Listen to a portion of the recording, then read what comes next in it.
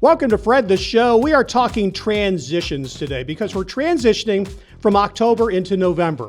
We're transitioning from Halloween into Christmas and the holiday season with a quick pit stop for Thanksgiving. And in college sports, we're transitioning from the end of football season that we can now see on the horizon with November just about here. And at the same time, college basketball is starting up. And in the state of South Carolina this year, that might not be the worst thing. We got two great guests today. William Qualkinbush is here. You know Qualk, you hear him weekdays on The Roar, noon to 3 with Ben Milstead. You also hear him on the Clemson Tigers radio network before, during, and after the games there, and also on The Roar. But wait, there's more. Qualk also is a play-by-play on the radio and on Clemson Video and ACC Network Extra for women's basketball, some of the guys, baseball, softball, volleyball, soccer, everything there. Kelly Gramlich is here. Of course, we know KG from her work as an ACC and ESPN basketball analyst. She also hosts the very prolific and excellent Gramlich and McClain podcast that looks at ACC football. And she is the only member of this panel that has hit 8 3-pointers in a single college basketball game. And it's great to have you two together because I am turning back the Wayback Machine because once upon a time, you two were on the air from 12 to 3 on weekdays. We came to see you in 2021. There's the date right there. How's this reunion feel? Wow. Qualk, look at us. We were children. We didn't have any children yet. We each have children now. And as we always have to say, not together. But that was a lot of fun, Qualk. I tell people all the time, someone came up to me the other day and said that they used to listen to our show. And I just say, I miss Qualk. I miss him every day. It was so fun to talk to Qualk every day. And I know he's still doing great things over there at the Roar. Now, Kelly, this is great. I love this because we did have a great, we had a great working relationship. Not married, did not have kids together. We just need to correct the record on that. We did have a great working relationship, and now we just get to be friends, and we get to enjoy each other off the air. I would also like to point out that it is a real pleasure to be joining two TV stars as the only member of our team today, coming live from an undisclosed location. So I just want to say it's a real pleasure to be filling that void in everybody's lives. Who needs a nice TV set? You can tell who the TV people are and who the radio guy is right here. We'll work out just fine. Don't worry about that. Real quick, if my memory serves, what started as arguments or debates in the sports information office became that show? Pretty much, yeah.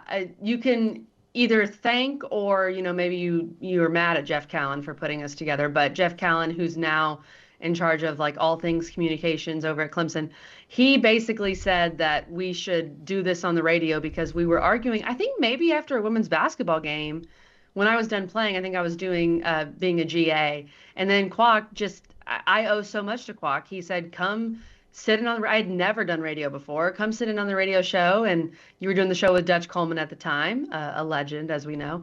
And it just went from there. And Qualk fought for me to be hired full time. And then we did that show together for 6 years. And I learned so much from working with Qualk and working with everybody at the Roar. So shout out to William Qualkinbush, Jeff Callan, all those guys. And yeah, Qualk and I started arguing. I think maybe we barely even knew each other, Qualk, and we started arguing about something, which is shocking.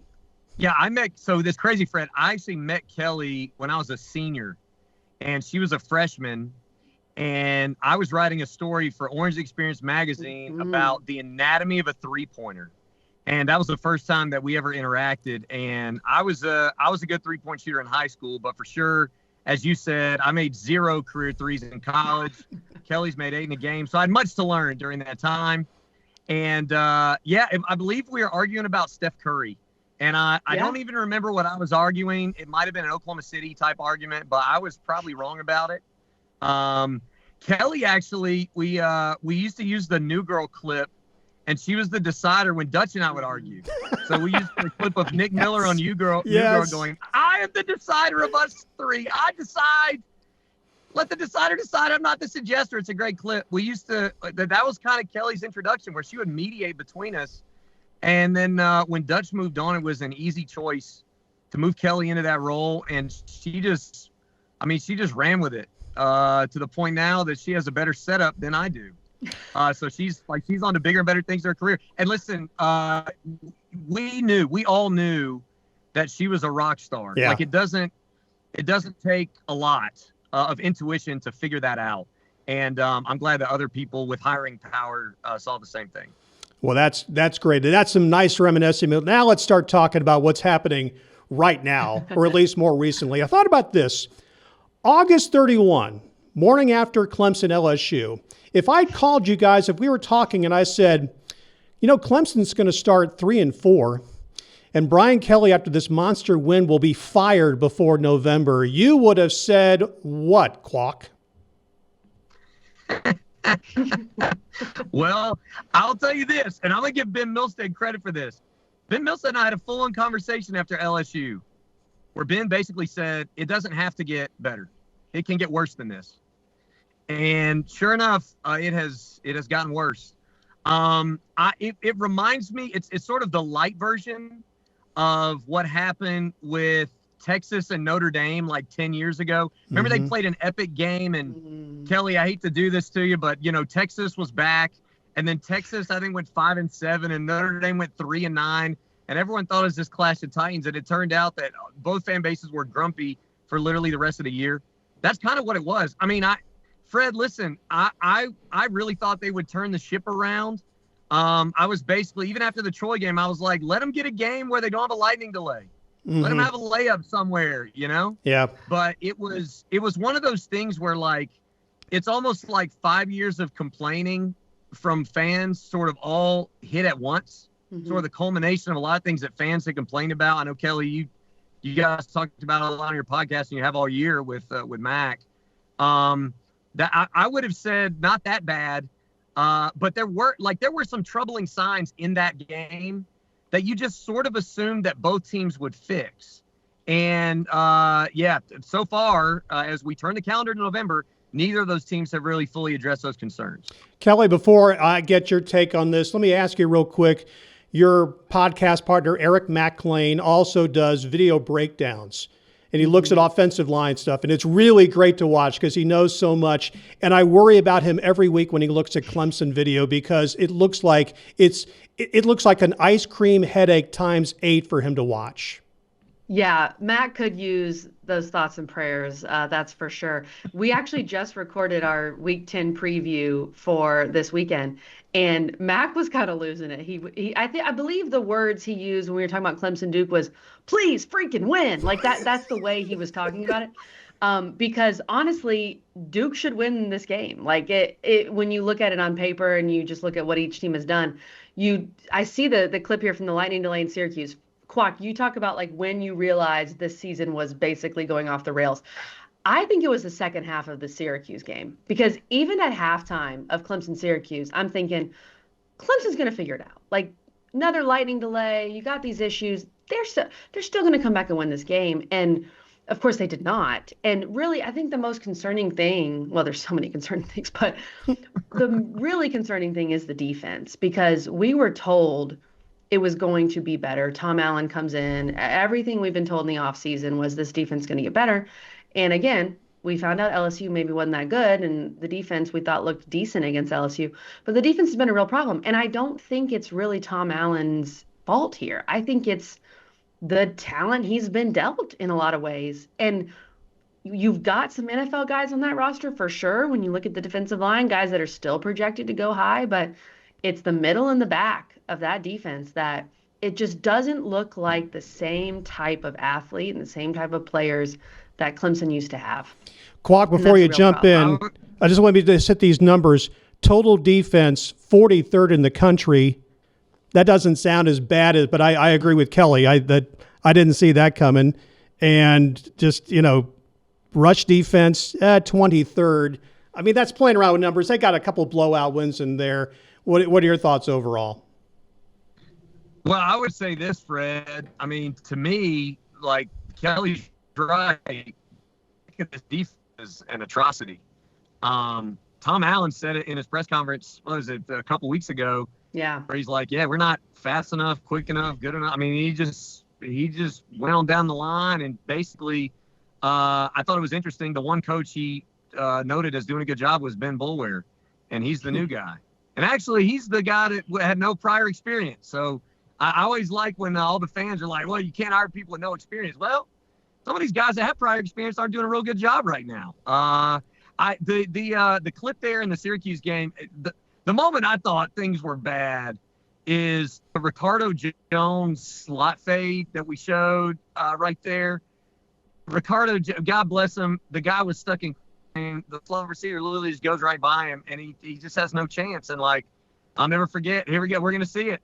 Ashton Hampton goes over to him. I remember looking at him, I'm like, here it is. I mean, Ashton Hampton goes over to him, he's like, hey, it's okay, buddy. I'm like, really? That's what we're doing? I mean, look at that. He's just standing still. And it makes it 24/7 Syracuse.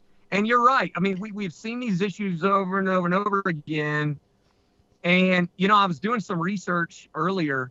Clemson has not lost Clemson's on a 5-game losing streak against Power 4 opponents. First time since 1974 that's the case. They lost 6 in a row in 1970-71. That's pre-Danny Ford, folks. But we are talking about historic issues winning at home. We're talking about home games against Power 4 competition. So it has gone worse than the worst case scenario you could have possibly imagined this year. Let me end this segment asking you both this.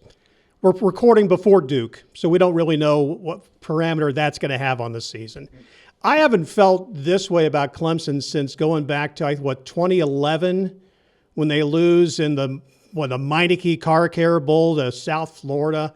I mean, that just seemed to be rock bottom. I don't think they're rock bottom, but they are compared to where they've been. What do you think the number one thing each of you will see in the offseason from this program? Oh, my goodness. That's a big question, Fred. I really think you have to reevaluate everything. I think you have to reevaluate everything. The college football world has changed so much. People were saying that perhaps this could be the year that Dabo proves that you don't have to change that much, but I think that has obviously fallen flat on its face. You do have to change. You do have to embrace what's going on. I think you will see coaching changes first and foremost, but then you have to, your roster, by whatever means necessary, especially when you're seeing some of these decommitments from a high school kid perspective, your roster has to improve. And you have to do that by any means necessary, which to me means using the portal. If Clemson doesn't really use the portal in this offseason, nothing's going to change and nothing's going to get better. Qualk? Fred, I would agree with everything Kelly said. I told a caller a couple weeks ago that I didn't have a number of staff changes, but I thought it would be significant. And one of the things that I think is interesting is when you look back to the 2010 season, Clemson went 6-7. Dabo didn't fire half his staff, but the changes he made were significant. And he brought in Chad Morris, and he brought in Tony Elliott, and he brought in, I believe it was Mike Reed that year as well.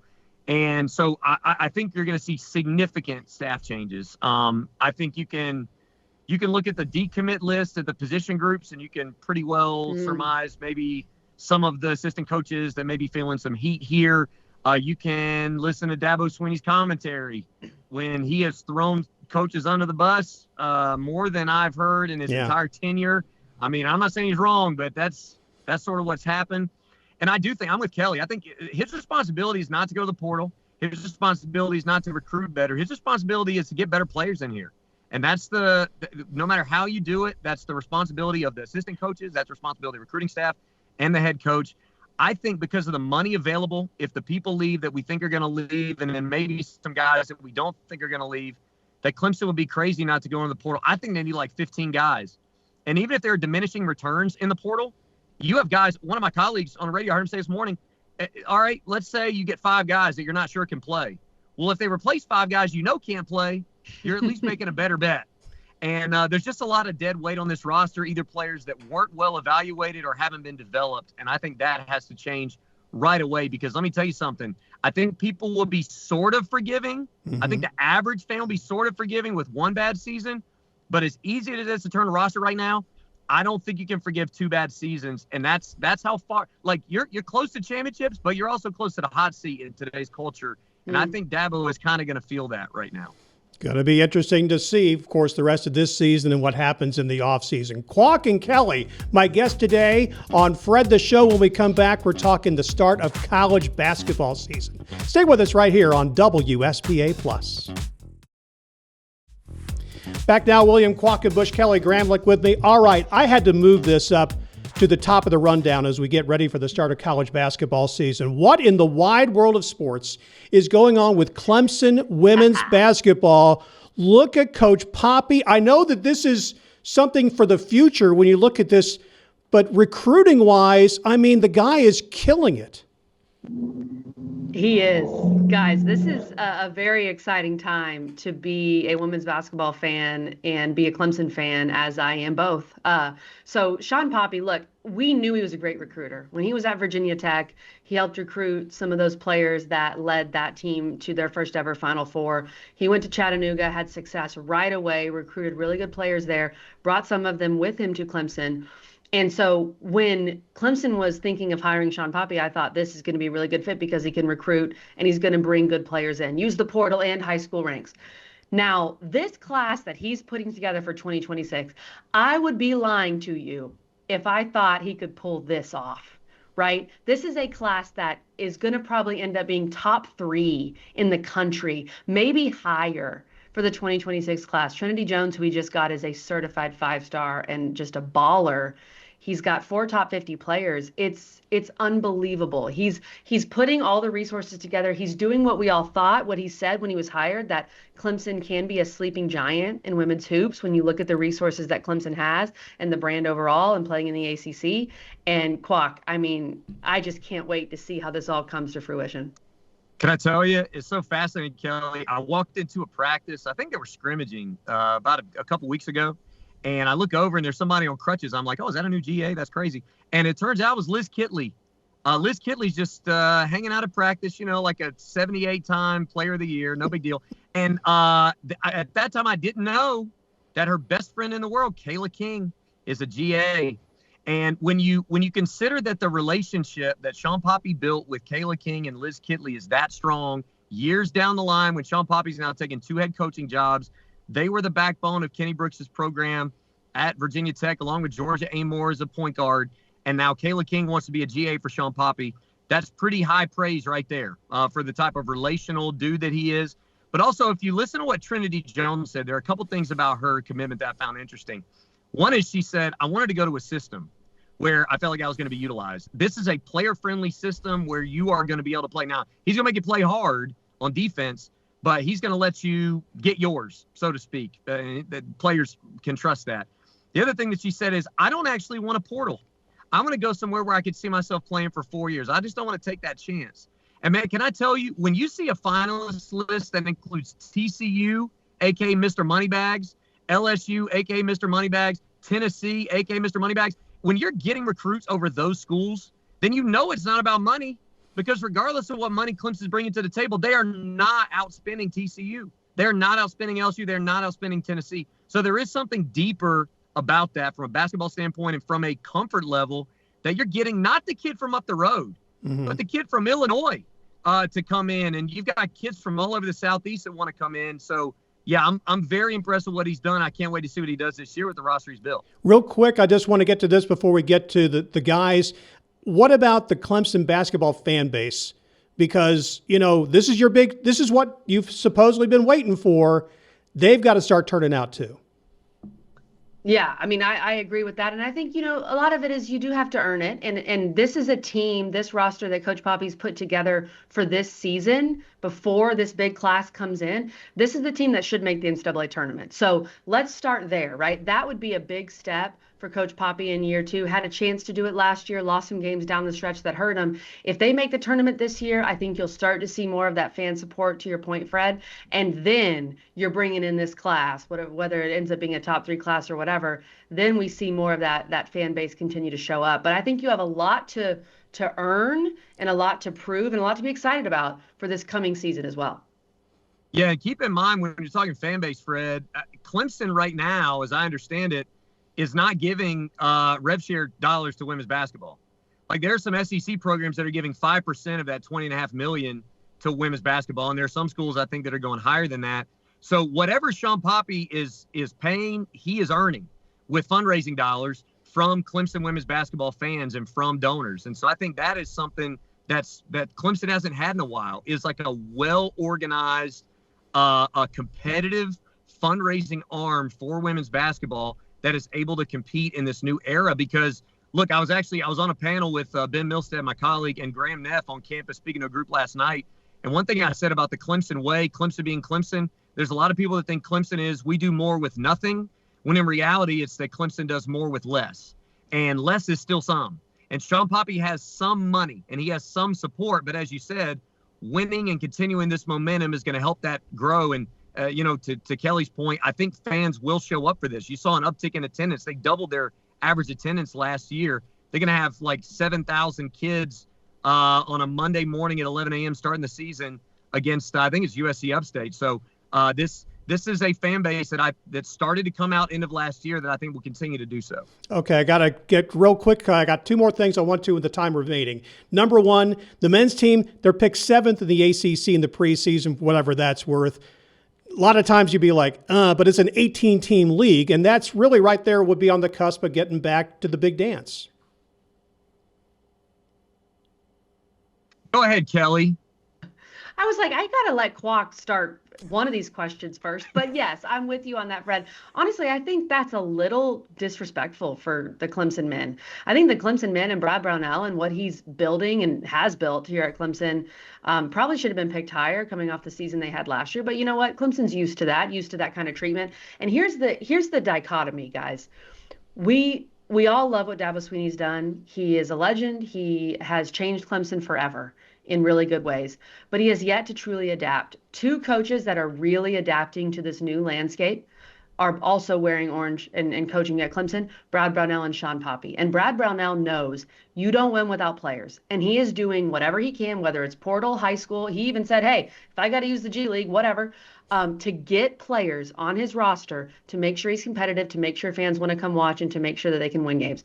I respect the heck out of Brad Brownell for doing that. I think it took him a little while at the beginning, Qualk, when this whole world was changing. We talked about it on the radio, but he has fully accepted where we are, and he's been able to bring in players. You bring a guy back who left you for a year. Like that shows a level of humility that I'm going to do whatever it takes to get players that can help me win. So I think this is definitely, like I said, for the women, I think this is a probably more definite tournament team for Clemson. And then, when you can get in the tournament, Brad Brownell can do some damage. He's shown that.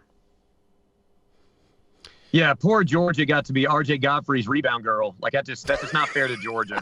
By the way, you have better stuff to say, so you for sure should lead off, and I'll just clean up around the edges because I'm just basically going to nod and echo what you say as always.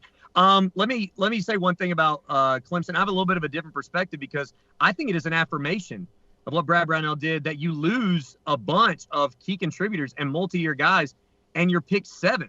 Now, some of the there's some interesting programs in the league. I mean, I think Miami is not going to be a doormat. I think Wake Forest is going to be pretty good. We know NC State. I think Virginia Tech, Mike Young's got a really interesting team. Virginia's probably going to be better than they were last year. So I do think you can look around Clemson in the league and go, okay, there's going to be some teams stepping up. There's going to be some teams that are really putting their best foot forward this year that maybe didn't last year.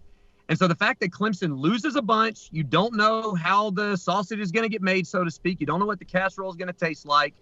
I do think it's affirmation that they're still in sort of that NCAA tournament-ish zone inside the ACC. Let me tell you this. I think Nick Davidson's going to be a problem.